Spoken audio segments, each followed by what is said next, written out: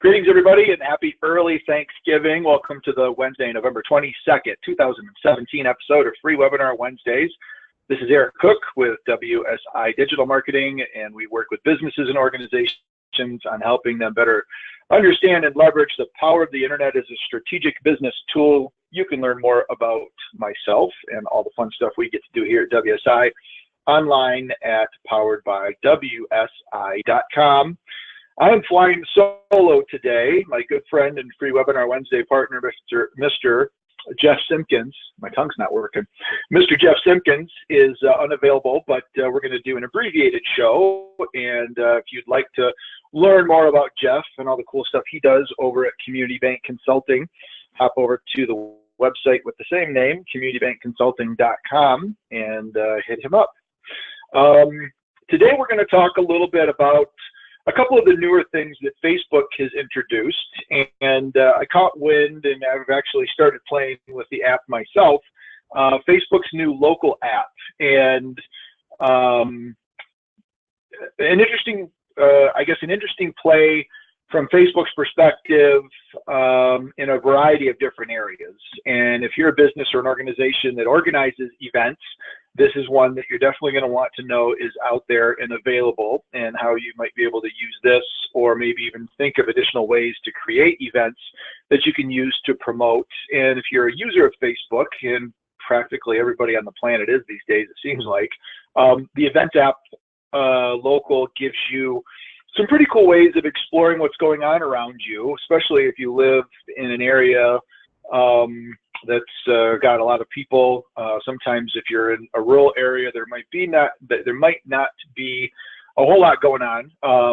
But if you live in metropolitan areas, or you're going to be taking a trip and going someplace and you want to see what events are going on, there's some really cool things that that local app now can do for us. So we'll dive in here in just a second. I've got a little screen sharing app that I've installed for my Android phone. We'll see how well this works. It has been crashing on me occasionally when I was doing some testing. So hopefully we can get it to work consistently. But we'll give you some screenshots of how things are set up in the local app and some ideas. Before we kick things off, even more so than what we already have, just want to remind everybody that this episode and all episodes are being recorded and made available at freewebinarwednesdays.com. So if you'd like to share today's discussion with a friend or colleague or coworker or anybody else, feel free to go ahead and point them there. And if you have questions, comments, and you are attending the session live, please feel free to use the chat functionality for your GoToWebinar control panel and post your note in there, and I'll keep an eye on that. And if you want to ask a question or get clarification on something, you certainly can do that. So I'm suspecting a majority of you probably have heard or maybe even attended an event promoted through Facebook by a business or an organization. That's a pretty easy thing to do, where you can go and create those, give them a date, a place, a start and end time if you want. You can upload a picture so it can show up in the header area of the event when you're promoting it and sending it out. But as Facebook continues to push down the organic visibility for business pages, this is one of the ways that you can maybe get around that. If you've got an event that you're promoting, it can show up here. And this really isn't impacted by the Facebook algorithm. If you're not familiar with that, there's an algorithm that Facebook uses to control what shows up in your newsfeed when you visit it as an individual user. And a vast majority of business pages are not included in that algorithm because Facebook knows you want to see information and updates from friends and family, not necessarily business promotions or content from business pages, even if you may have already gone out and clicked the like button on those. So with the Events app, let me go ahead. I'm going to pull over my phone here and see how this works. Going to get a resize. So you all get to meet Lily. So there's Lily, the Wonder Dog. So on my phone, I've got a social media, I guess, group, quite a few little icons in there. But if I go over to the local, this is the new one that I just added. When you load it up for the first time, you can see down here, kind of on the home screen, it identifies my location being in the Battle Creek, Michigan area. And there's the lovely little, so we'll hopefully push through that. And as the app fades on me, I'll just go ahead and relaunch it.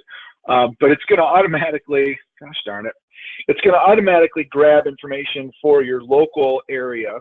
And if you're traveling someplace, you can always go in and you can change this. So if you're going to be going to Chicago, you can go ahead and push that into Chicago, and that's going to give me a whole lot more events than what I'm going to see in the Battle Creek area. And then you can roll through and you can see just different items. So you've got the restaurants, cafes, if you're looking to go out for drinks, specific events, even guides for people that are looking. So if you're looking to go for health and fitness, you can see here's some information that's kind of been tailored. But if I go into Chicago now and I go and I click on the middle button, which is kind of the explore item, you can see that this loads up a map, and it has by default today. But if I'm really interested in saying, well, I wonder what's going on this weekend, because maybe I'm traveling in Chicago this weekend, I'm going to be there Saturday, Sunday, it automatically sorts things. You can go ahead and zoom in. So if you're going to be, closer to the downtown area over by maybe Navy Pier, you can get an idea. And if you're looking for a particular time, whether it's during the day, evening, or maybe a late night, and then you can scroll through this top part right here. So you can go, if you're interested in going out for drinks or maybe some film related or a comedy club, you can see all the different items that are going on here. And if we just take a stab and let's say if there's any comedy related events going on and we want to be able to pick something in the evening, now you can see that there's a couple of events, and then we can pick this one.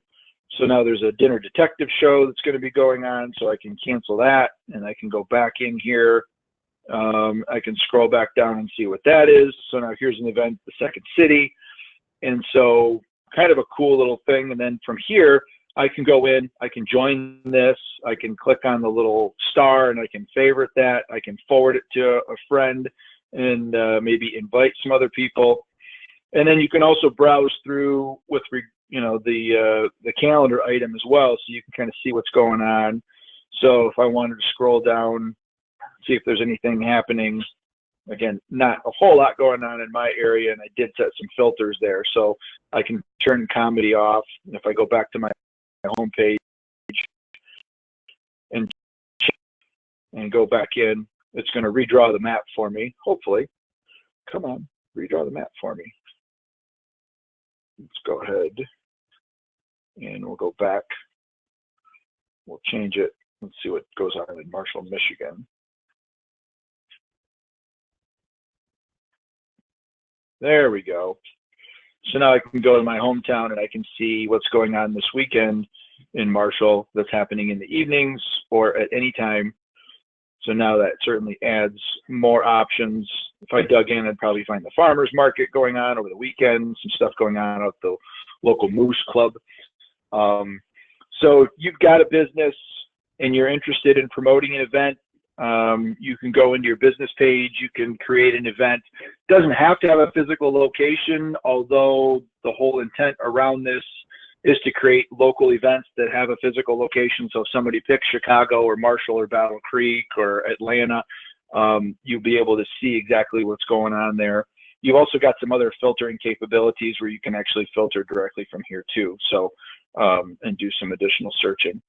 So might be an interesting way to promote your events. And I know a lot of organizations, for example, a lot of banks that we work with, they'll do like holiday can drives or, Toys for Tots, or they'll collect, coats or mittens.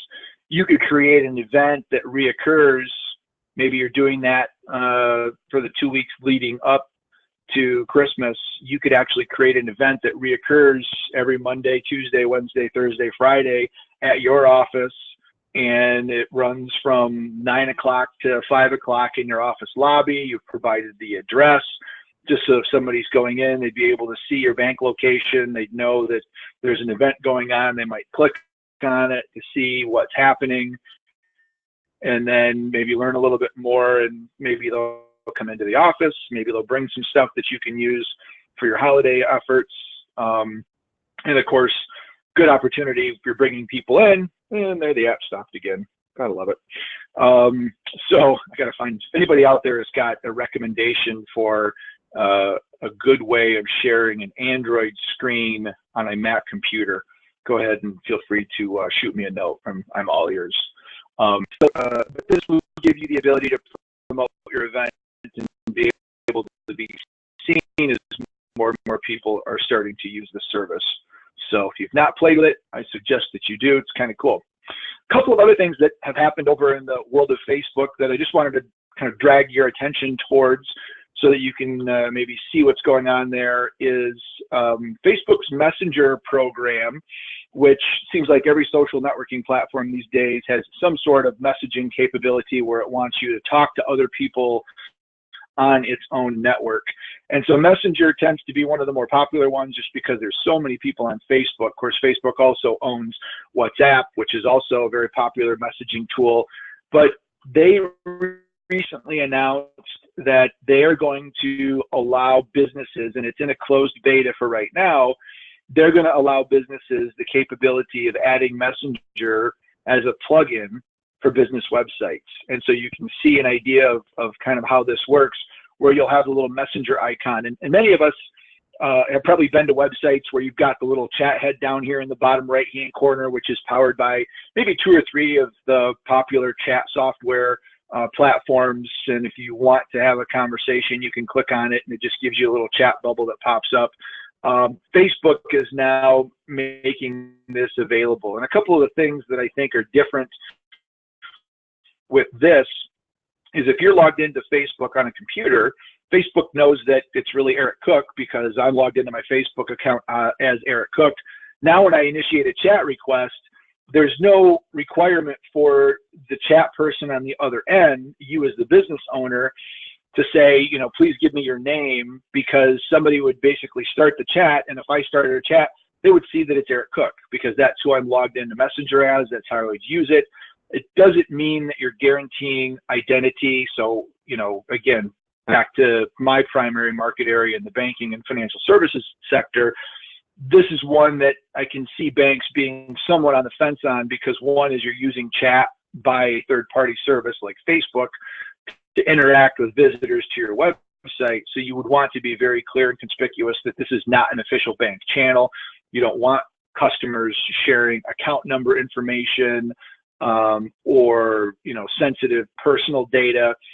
But from a general questions perspective, if somebody got on and they wanted to know, you know, are you guys going to be closing early for Thanksgiving, or what are your holiday hours, or I need the bank's routing and transit number, anything that you can answer without having to worry about verifying the person's identity. If somebody says, you know, what's the balance in my checking account, you would of course direct them to the appropriate channel and say, you know, for security reasons, we need you to give us a call, or that information is available through our online banking service, something along those lines.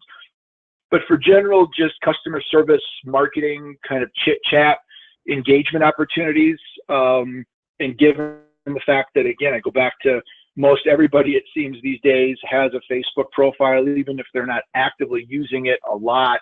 A lot of people have Facebook just to be able to connect with friends and read stories and see pictures. This might be a really interesting option for you to add chat to your website. We don't have any information with regards to pricing, if they're going to do this for free. I'm sure they'll publish some sort of a privacy statement, so what they're doing with the data and the conversation. And then if any of that information can maybe feed back to your business's page, so that if it is somebody that's chatted with you on your website, maybe you'll have a way of knowing when that person actually visits your Facebook page down the road.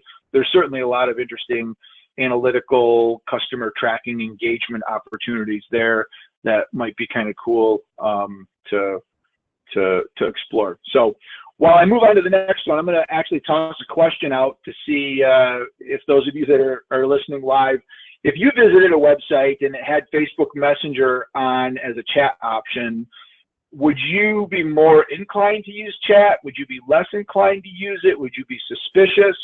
I'm just kind of curious as to what the general feel from those of you that are on today's conversation. So I don't have that as a formal question. I know within the GoToWebinar system, I can do formal questions and polls, but we've never really done that. But I'm just kind of curious if that's something that those of you that are listening live, if you've used chat before, if that's something that that you would be more or less likely to use, or maybe you're just not using chat, and it doesn't matter. I know when I go to a website, if there's chat, I immediately go for that rather than trying to search around and find stuff. So I think this will be a pretty positive thing. I'll be just curious to see how well our banks embrace or run from this function, I guess, when the time comes.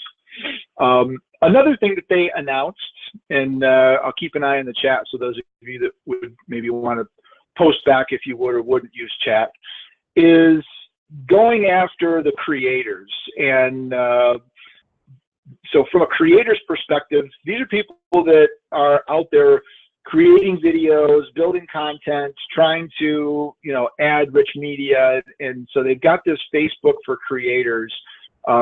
I believe this app used to be called Engage, and they've rebranded it to the Creators app. It's currently available only on iOS.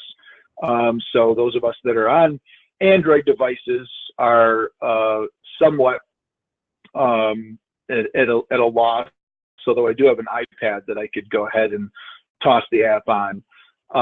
But they're trying to embrace creators that I think are traditionally ones that have been spending most of their time over on YouTube, building videos and adding content and sharing their stories, doing vlogs, video blogging, referred to as vlogging, and trying to bring them into the Facebook world. And YouTube's gone through a few little tumultuous episodes as of the last month or so, with videos being demonetized and just different, YouTube creators expressing some concern over the platform.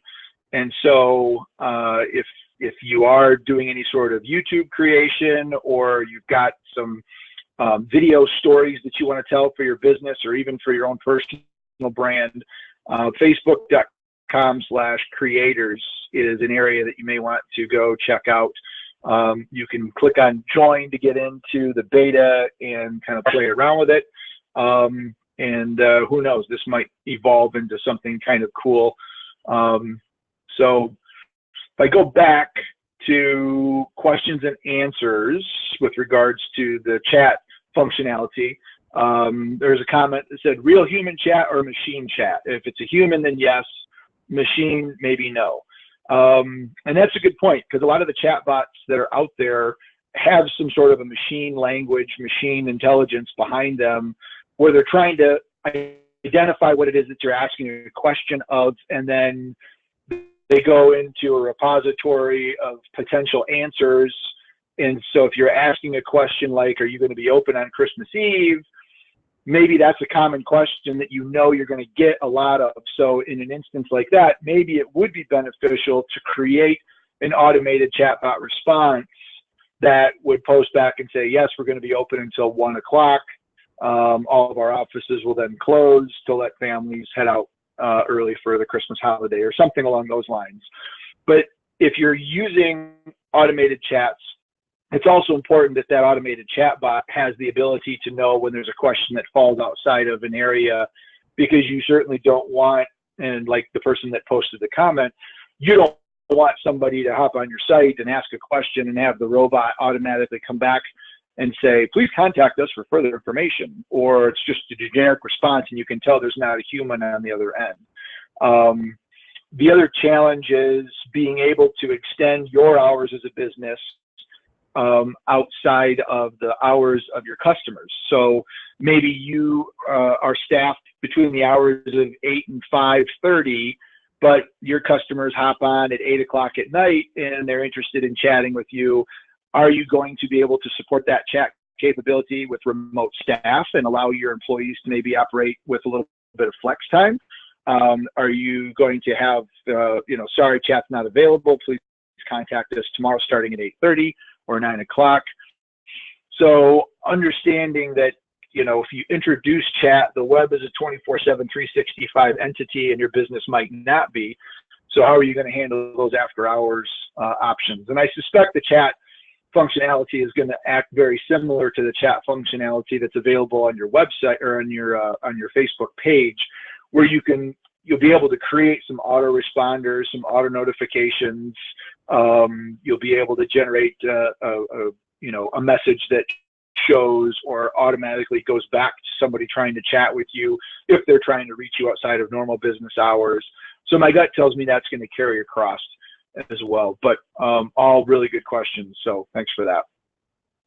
The last item that kind of along the lines of video and creation, and I mentioned this a couple of episodes ago here at Free Webinar Wednesdays, is the Facebook Watch platform. And in their effort to, and a lot of people these days are cutting the cord and they're tossing their cable or their satellite provider out the window. They're streaming information through third-party services like Netflix and Hulu and other sorts of platforms, maybe using a digital antenna to get their local NBC, CBS, ABC affiliates so they can get their local news and broadcasting that way. But as more and more individuals, especially in the younger generation, are cutting the cord and getting rid of their cable or their satellite connectivity, a lot of the platforms out there like YouTube, and they've got now YouTube local television in select areas, but certainly there's a lot of YouTube video content that's been created by these creators. Facebook's new watch platform, and this is Mike Rowe, who's probably most famous for his dirty jobs. And I think he's even a spokesperson for one of the auto companies, and he talks about pickup trucks. But Mike Rowe has a little show that he's created here on Watch called Returning the Favor, which is really all about people write in and identify individuals within their community that have done something really cool, and he shows up and returns the favor and surprises them with something really big, and so they film it. I've watched a few of these episodes, and they are all very, well done, quality television style with good cinematography. So, this is an area that you may very well be interested. I would like to see, and I don't know if they've changed it recently, but it would be nice if they allowed for the ability, if you're watching that on your phone, where you could maybe throw it up onto a screen like with a Chromecast or an Amazon Fire Stick or an Apple TV, so you're not having to watch the content just on your computer. So being able to still push it up to the big screen, but it's coming through one of your mobile devices or internet connected devices. But starting it through Facebook, and if you can just go to facebook.com/watch, or when you go here, just go to your normal page. You can see up at the top, you've got your Messenger app, which is, we talked about that, and then you've got Watch, and then that will automatically push it up. The other thing that I just wanted to draw your attention to, seeing the Amazon Echo, this actually reminds me, since I've got the little star here, is we've been keeping an eye on the organic visibility for pages. And if you're a business and you have a Facebook page and you're posting information on a regular basis and you're trying to grow your fan base, the unfortunate reality of having a business on Facebook is the organic visibility of your posts is being significantly throttled. And some are predicting that within the next year or so, your organic visibility is going to approach, if not reach, 0%. I think it's right in the 6% right now of any fan that has clicked the like button on your page is ever going to see anything else that you post, unless they're showing hyper engagement on your page and clicking on things and sharing information. So one of the ways that you personally can get around this, if there's businesses that you want to know about, for example, we've got an Amazon Echo, I've got a Google Home. I'm very interested in knowing what's going on because they make updates, they do releases, they share new skills. I want to make sure that I see this. I'm not afraid of having an Amazon Echo post show up in my news feed for fear of them trying to sell me something. I clicked on the like button because I want to hear what they have to say. But if I didn't do the see first, there's a good chance that I'd never see Amazon Echo stuff. So if you're interested in doing this for your page, or for pages that you want to follow. And you can see, I haven't even officially liked the Amazon Echo page, so they don't even count me as a fan, but I've gone through, and that's probably just an oversight on my part because I just focused on, I want to follow what they're saying, but I can go through this little drop down next to follow, and you can click on see first. And see first ensures that it has the little blue star, and anytime they do a post, it'll show up in your newsfeed. One of the things we're also doing for one of our other clients is actually writing a blog post to explain to their customers how their customers can click on the following and see first, to make sure that when they actually make a post, that their customers will have a high likelihood of being able to see that information. So this is something that you're going to want to do if you've got pages that you really want to make sure that you can follow. Now, you can always go through, and on the left-hand side, you can always click on your pages. And then this brings up all of the pages that you've liked, and you can go through and actually see what's going on with the pages themselves. But this really doesn't give you much of a news stream per se, like if it shows up in your news feed and you have the ability to see that. So here's another one where I just refreshed it. Missouri Bankers Association is another page that I've said see first. If I didn't say see first, there's probably a good shot that I would never see the Missouri Bankers.